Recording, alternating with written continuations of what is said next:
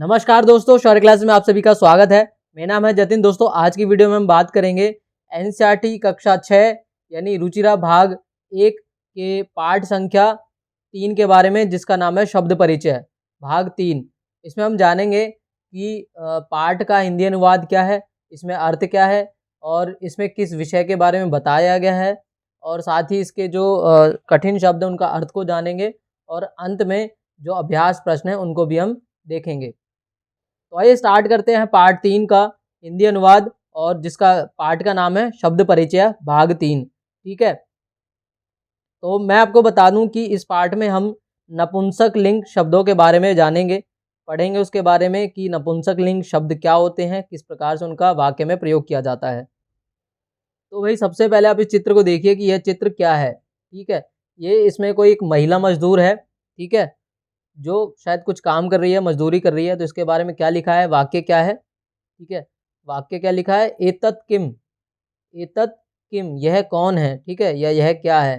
तो किसके बारे में बात हो रही देखते हैं। एतत् खनित्रम अस्ति, यह इसके कुदाली के बारे में बात हो रही है। कुदाली यानी फावड़ा होता है ना, ठीक है, उसके बारे में बात हो रही है। तो एतत् किम अस्ति, तो एतत् खनित्रम यानी कुदाली अस्ति, यह कुदाली है या खनित्रम है, ठीक है, इसके बारे में बात हो रही है। फिर अगला वाक्य क्या लिखा है, श्रमिका खनित्रम चालयति, जो श्रमिका है यानी महिला मजदूर है, वो क्या कर रही है, खनित्रम चालयति यानी कुदाली चला रही है। ठीक है, तो श्रमिका यानी महिला मजदूर हो गया, और मजदूर होता तो वह श्रमिक होता। ठीक है, इस तरीके से है। यहाँ पर आगे चलते हैं। हमारा जो अगला वाक्य है या चित्र है वो है ये वाला, इसको देखिए। ये चित्र जो है थोड़ा दूर के तरफ इशारा किया गया है, दूर है थोड़ा, ठीक है, वाक्य से भी दूर है, आप देख सकते हैं डिस्टेंस है थोड़ा, तो ये दूर है। और मैं आपको बता दूं कि ऊपर जो हमने इतर शब्द पढ़ा है, इसका अर्थ होता है यह, ठीक है, यह नपुंसक लिंग में सर्वनाम शब्द का प्रयोग होता है, और तत् का मतलब होता है वह। तत् का मतलब क्या होता है, वह, ठीक है, कोई दूर की जो वस्तु होती है, जगह होती है, कोई चीज़ होती है, उसको हम तत् के रूप में बोलते हैं, यानी वह। संस्कृत में वह को क्या कहते हैं, तत्। तो तत् किम, वह क्या है, वह यानी यह, ये क्या है भाई, चित्र में जो दिखाया गया है ये क्या है। तो अगले वाक्य में क्या लिखा है, तत् विश्राम गृहम अस्ति, तत्र मतलब वह क्या, यह विश्राम गृह है, अस्ति तत् यानी वह, विश्राम गृहम यानी विश्राम घर, अस्ति यानी है। ठीक है, उसके बाद अगले वाक्य में क्या लिखा है यहाँ पे, किम अत्र भित्तिकम अस्ति, क्या यहाँ पर भित्ति का यानी दीवार है, किम मतलब क्या, अत्र मतलब यहाँ, भित्तिकम यानी दीवार, अस्ति है, क्या यहाँ पर आपको दीवार दिख रही है यहाँ पे, नहीं भाई दीवार तो नहीं दिख रही है। तो अगले वाक्य में क्या लिखा है, अत्र मतलब यहाँ, भित्तिकम यानी दीवार, न अस्ति नहीं है, न अस्ति मतलब नहीं है, भित्तिकम। ठीक है, आप इस चित्र को देखिए। ठीक है, इस चित्र में क्या है, एते शब्द का प्रयोग किया गया है। ठीक है, अभी हमने एतत् पढ़ा था ना, एतत् पढ़ा था, तो एतत् शब्द का प्रयोग एक वचन में होता है, ठीक है, और एते शब्द का प्रयोग द्विवचन में होता है, यानी दो वस्तुओं का जब हम बताते हैं या बात करते हैं तो उसके लिए एते शब्द का प्रयोग होता है संस्कृत में। तो एते मतलब यह दो, ठीक है, तो किसकी बात कर रहे हैं यहाँ पर, यह दो। ठीक है, अब यहाँ पूछा है एते के, ये दो क्या हैं, अब किन दोनों के बारे में बात हो रही है, ये दोनों, ये देख रहे हो आप, इनके हाथ में कौन है, सुनार है कोई, इसके हाथ में एक ये दो अंगूठियां हैं। ठीक है, एक बार फिर से दिखाते हैं आपको, एक ये, ठीक है, और एक ये, दो हाथ में, एक हाथ में और एक नीचे, ये दो अंगूठियां हैं। ठीक है, अंगूठियां। तो यहाँ पूछा गया है एते के, ये दो क्या हैं, तो अगले ही वाक्य में उसका आंसर दिया गया है, एते अंगुलीय के स्तः, एते अंगुलीय के स्तः यानी ये दो अंगूठियां हैं। ठीक है, अंगूठी को संस्कृत में अंगुलीयकम कहा जाता है। ठीक है, और दो अंगूठियां हैं तो यहाँ पे अंगुलीय के कहा गया है। अगर तीन या तीन से ज़्यादा बहुत सारी अंगूठियां होती तो अंगुलीय कहानी होगा। ठीक है, तो यहाँ पर क्या है, एते अंगुली के स्तः, ये दो अंगूठियां हैं। फिर उसके बाद अगला वाक्य क्या है, सुवर्णकारः अंगुलीय के रचयति, यानी सुवर्णकारा यानी सुनार, ठीक है, ये सुनार बैठा है, सुवर्णकार यानी सुनार, अंगुलीय के यानी दो अंगूठियों को, रचयति यानी बनाता है या बना रहा है। ठीक है, आगे चलते हैं। अब ये वाला चित्र देखेंगे हम, ठीक है, इसको देखते हैं। अब यहाँ पर ते शब्द का प्रयोग किया गया है। ठीक है, देखिए यहाँ पर ते शब्द का प्रयोग किया गया है। अभी हमने ऊपर पढ़ा था तत् शब्द वह के लिए, और यहाँ पर है ते शब्द, ये भी वह के लिए है लेकिन दो चीज़ों के लिए, ये द्विवचन में आता है।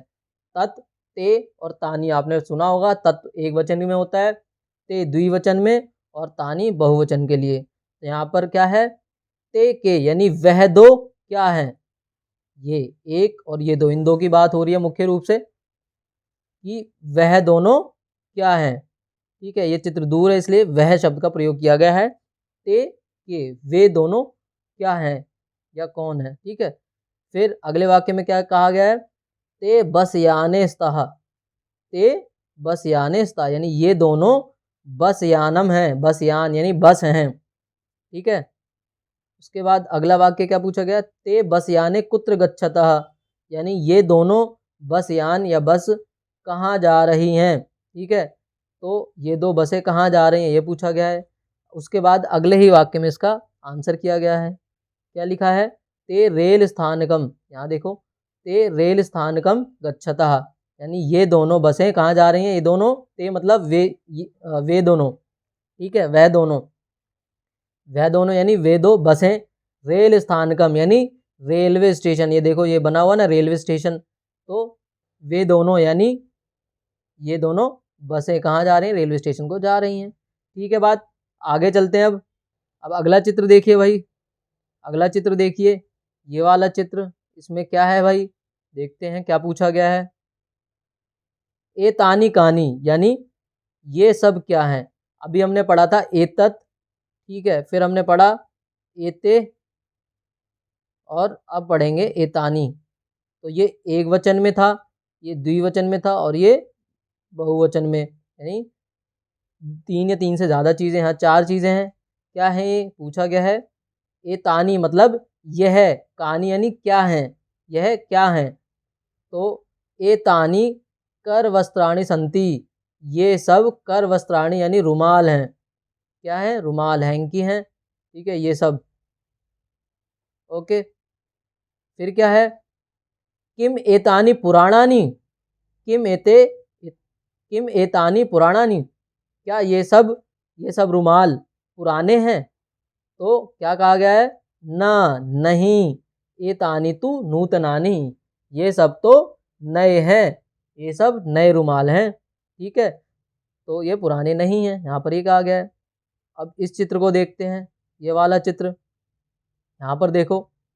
अब हमने क्या पढ़ा था, तत् शब्द का प्रयोग करा था, तत् मतलब वह। ठीक है, और ये एक वचन में था तत्, फिर ते पढ़ा यानी द्विवचन में, फिर अब हम पढ़ेंगे तानी, बताया था मैंने पहले भी, तत्ते तानी, तो तानी क्या होगा, बहुवचन में। ठीक है, यानी तीसरा रूप जो होता है इसका। तो क्या पूछा गया यहाँ पे, तानी कानी, तानी मतलब बहुत सारी चीज़ों के लिए हुआ, तो बहुत सारे इसमें क्या है, यहाँ पर ये केले, ठीक है, इनको ही इशारा किया गया है। अगले वाक्य में कहा भी गया है कि तानी कानी मतलब वह, ठीक है, वह क्या है, वे सब ये क्या है।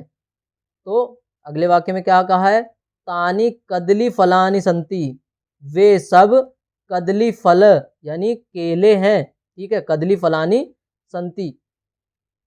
ठीक है, अगले वाक्य में क्या गया है, किम तानी मधुराणी, क्या वे सब मधुर यानी मीठे हैं।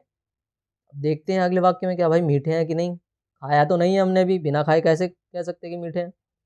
तो वैसे ही अनुमान लगा के कहा गया है कि आम तानी मधुराणी पोषकानी च। ठीक है, यानी ऐसा प्रतीत हो रहा है कि वे केले पक गए होंगे, पीले हो गए होंगे, पक गए होंगे। तो आम का मतलब होता है हाँ। ठीक है, यहाँ खाने वाला आम नहीं है क्योंकि यहाँ माँ हलंत है। ठीक है, तो आम का मतलब क्या होता है, आम का अर्थ होता है माँ हलंत है, तो आम का अर्थ क्या हो गया, हाँ, यानी हाँ। तानी यानी वे सब केले, मधुरानी यानी मीठे हैं, और यानी च पोषकानी, चा का मतलब क्या होता है और, संस्कृत में चा और शब्द के लिए प्रयोग किया जाता है जब किन्हीं दो चीज़ों की बात हो। यहाँ पे कौन सी दो चीज़ें बताई गई हैं, मधुरानी और पोषकानी, यानी मधुर हैं और पोषक हैं। तो भाई अब आपको लगता है पाठ का हिंदी अनुवाद समझ में आ गया होगा, इसका मतलब समझ में आ गया होगा यहाँ पर आपको सर्वनाम शब्द बताए गए हैं एतत् और तत् शब्द के। एतत्, एते, एतानि और तत्, ते, तानि। एतत् शब्द का प्रयोग होता है यह के लिए, कोई पास वाली वस्तु के लिए, और तत् शब्द का प्रयोग होता है वह के लिए, यानी कोई दूर की वस्तु के लिए। ठीक है, अब आगे चलते हैं, आगे देखते हैं हमारे शब्दार्थ कौन कौन से कठिन शब्द आए थे और उनका अर्थ क्या है। तो भाई ये हैं हमारे शब्दार्थ। अब देखो यहाँ पर क्या कहा गया, एतत्। एतत् मतलब यह, मैंने बताया आपको अभी, यह। ठीक है, और एतत् जो है, एतत् और तत् शब्द जो है नपुंसक लिंग के लिए प्रयोग होते हैं, कोई वस्तु के लिए। ठीक है, बता दिया आपको। फिर आगे क्या है, विश्राम गृहम। विश्राम गृहम यानी विश्रामालय या विश्राम घर। ठीक है, रेस्ट हाउस जिसको बोलते हैं ना, तो वो हो गया। उसके बाद अत्र। अत्र मतलब यहाँ। ठीक है, जो हेयर बोलते हैं ना पास वाली चीज़ के लिए, तो यहाँ। और तत्र मतलब वहाँ हो गया, दूर वाली वस्तु के लिए। फिर भित्तिकम। भित्तिकम शब्द का प्रयोग किया था दीवार के लिए। ठीक है, घेरा के लिए, बंद करने के लिए, घेरा करने के लिए करते हैं ना, दीवार। फिर है खनित्रम। खनित्रम यानी कुदाली, खंती, जैसे फावड़ा होता है ना, उसको खनित्रम कहा जाता है संस्कृत में। फिर आगे है श्रमिका। अब श्रमिका तो हो गया मजदूरी, मजदूरनी। ठीक है, यानी महिला मजदूर, और जो मजदूर होता है पुरुष उसको कहते हैं मजदूर। ठीक है, यहाँ पर महिला मजदूर थी, उसको मजदूरनी कहा जाएगा। फिर चालयति यानी चलाती है या चला रही है, इसके लिए था। फिर है एते। एते यानी ये दोनों। ठीक है, द्विवचन में प्रयोग होता है। फिर है बस याने, यानी ये दो बसें, इसके लिए आया था ये। अब आगे और भी कुछ शब्द हैं, जैसे कुत्र। कुत्र का अर्थ होता है कहाँ। ठीक है, वेयर। और फिर गच्छतः। गच्छता मतलब जा रहे हैं या जा रही हैं। ठीक है, गच्छति, गच्छतः, गच्छन्ति, तो ये द्विवचन के लिए आया था। ठीक है, और फिर है रेल स्थानकम यानी स्टेशन। कौन सा स्टेशन, रेलवे स्टेशन। ठीक है, इसके बारे में आया था। फिर अंगुलीय के, मैंने बताया था 2 अंगूठियों की बात हो रही थी। फिर स्तः मतलब है, ये भी बताओ, कठिन शब्द में डाल दिया। फिर सुवर्णकारा यानी सुनार। सुनार को कहते हैं सुवर्णकारा। ठीक है, संस्कृत में। फिर है एतानी। एतानी यानी ये सब। ठीक है, बहुत सारी चीज़ों के लिए एतानी यानी बहुवचन का प्रयोग हुआ है। यहाँ देखो नपुंसक बहुवचन लिखा हुआ है। ठीक है, फिर उसके बाद क्या था, उसके बाद था कदली फलानी यानी केले के फल। ठीक है, केले जो हैं बहुत सारे, तो कदली फलानी हो गया। एक हो गया तो कदली फलम, और 2 होंगे तो कदली फले। ठीक है, उसके बाद क्या है, मधुराणी यानी मीठे हैं। ठीक है, इसके बारे में बताया था, मीठे हैं या अच्छे हैं। अब आगे चलते हैं। मधुराणी के बाद 2-4 और हैं जो हमारे कठिन शब्द में आए हैं, जो पोषकानी। पोषकानी यानी पोषक हैं। ठीक है, केले तो होते हैं ना प्रोटीन युक्त, जो हमें ताकत देते हैं। फ्रूट्स तो होते हैं अच्छे। फिर क्या है, कर वस्त्राणी आया था। कर वस्त्राणी यानी रुमाल, हैंकर चीफ या हैंकी। उसके बाद पुराणानी यानी पुराने हैं। पुराने जो चीज़ें होती हैं, ओल्ड थिंग्स, उनको बोलते हैं पुराणानी, यानी जो बहुत सारी चीज़ें होती हैं, तो पुराणानी हो गया। ठीक है, जो पुराने हैं। उसके बाद क्या था, नूतनानी। नूतनानी यानी नए, न्यू जो थिंग्स होती हैं, नई चीज़ों के लिए नूतनानी हो गया, पुराने के लिए पुराणानी। ठीक है, तो अब हमारे कठिन शब्दार्थ भी हो गए। अब हम देखेंगे अभ्यास प्रश्नों को, जानेंगे कि उनका अर्थ या उनका क्या उत्तर होगा। तो ये है हमारा पहला अभ्यास प्रश्न। ठीक है, और जिसमें हमें क्या करना है, उच्चारणम कुरुता, यानी इसका हमें उच्चारण करना है, शब्दों का सही शुद्ध उच्चारण करना है। हम इसी से सीखेंगे कैसे सही उच्चारण किया जा सकता है, और साथ ही हम इसका अर्थ भी जान लेंगे। ठीक है, तो पहले क्या है, फलम। फलम यानी फल।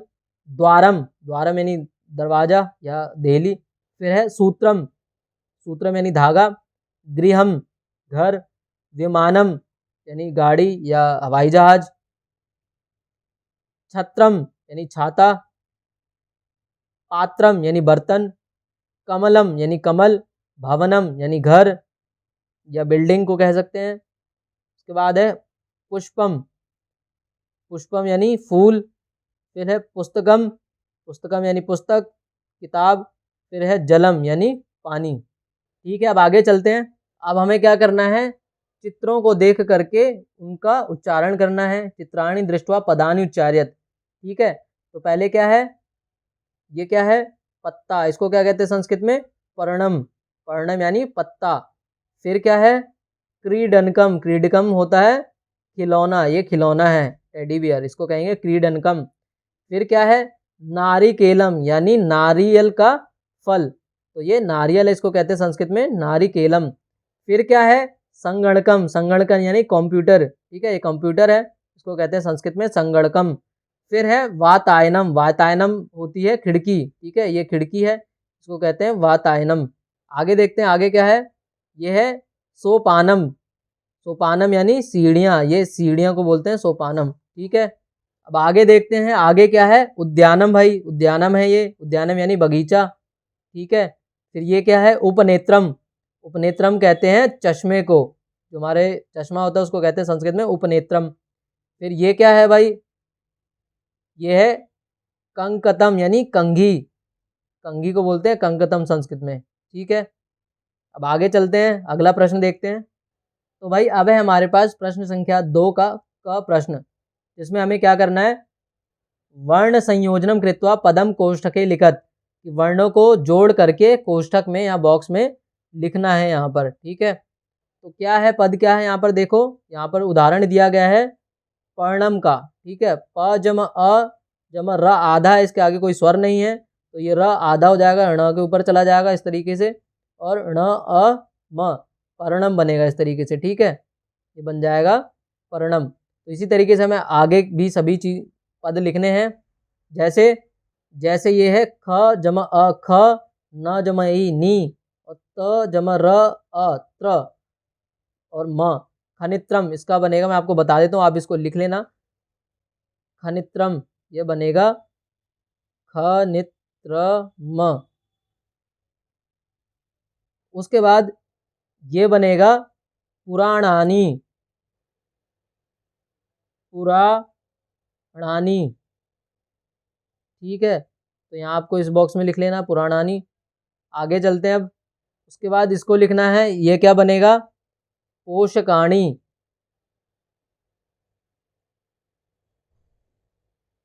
ठीक है, इसको यहाँ लिख लेना।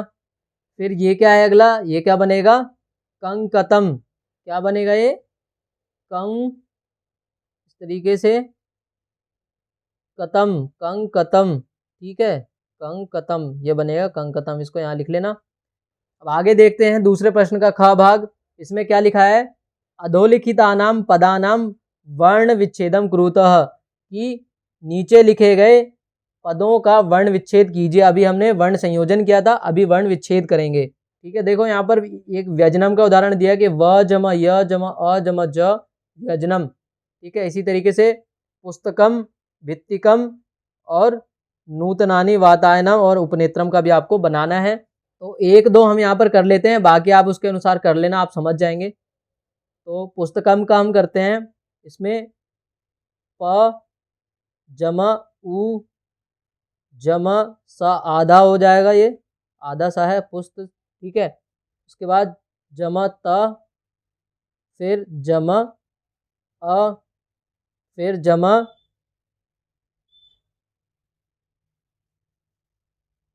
फिर जमा क हो जाएगा, और अ जमा म हलंत, ठीक है, इस तरीके से बनेगा ये पुस्तकम। फिर नूतनानी का कर लेते हैं, इसका कैसे होगा, न आधा जमा बड़ा हुआ आएगा इसमें, फिर जमत आधा, फिर अ, ये हो गया नूत, फिर जमा न आधा, फिर इसमें दीर्घ आएगा, फिर जमा न आधा और छोटे ई, ये हो, ये हो जाएगा नूतनानी, ठीक है। इसी तरीके से आप आगे के भी कर लेना। अब चलते हैं अगले प्रश्न पर। अब हमारा तीसरा प्रश्न है, इसमें क्या करना है कि चित्राणि दृष्ट्वा संस्कृत पदानि लिखत, चित्रों को देख करके संस्कृत पदों के नाम लिखने हैं। तो जो पहला है ये है आम, इसको कहते हैं संस्कृत में आम्रम, ठीक है, इसको क्या कहते हैं, आम्रम, ठीक है। उसके बाद क्या है, ये पत्ता है, इसको क्या कहते हैं संस्कृत में, पर्णम, पर्णम, ठीक है। उसके बाद ये क्या है, ये पंखा है, फैन, इसको क्या कहते हैं संस्कृत में, व्यजनम, व्यजनम, ठीक है। उसके बाद क्या है, ये भाई रुमाल है, हैंकरचीफ, इसको संस्कृत में क्या कहते हैं, कर वस्त्राणी, हमने पढ़ा था इसको, कर वस्त्राणी,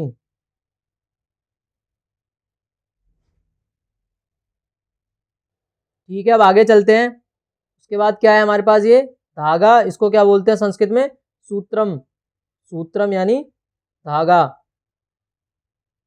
उसके बाद क्या है, ये छाता, अम्ब्रेला, इसको क्या कहते हैं संस्कृत में, छत्रम। ठीक है, इसको क्या कहते हैं, छत्रम। अब आगे चलते हैं, अगला प्रश्न देखते हैं। तो भाई चौथा प्रश्न है कि चित्रम दृष्ट्वा उत्तरम लिखत, कि चित्रों को देख करके उत्तर लिखिए। तो यहाँ पर एक उदाहरण दिया गया है कि यहाँ पूछा गया है किम पतति, यहाँ पर क्या गिर रहे हैं, तो ये क्या है, फलम पतति, फल गिर रहे हैं, तो यहाँ पर लिखेंगे फलम पतति। ठीक है, फल गिर रहे हैं, ये हो जाएगा यहाँ पे।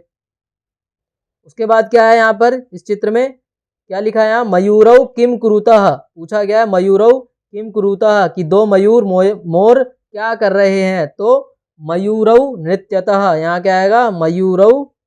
ठीक है, नृत्यतः, नृत्यतः, इस तरीके से आप लिख लीजिएगा। फिर अगला क्या है, ये चित्र देखिए, एते के स्तः, ये दोनों कौन है, तो ये दोनों भाई खिलौने हैं, तो यहाँ पर क्या लिखेंगे हम, एते क्रीडन के स्तः, एते क्रीडन के स्तः। ठीक है, ये हो गया। अब आगे चलते हैं।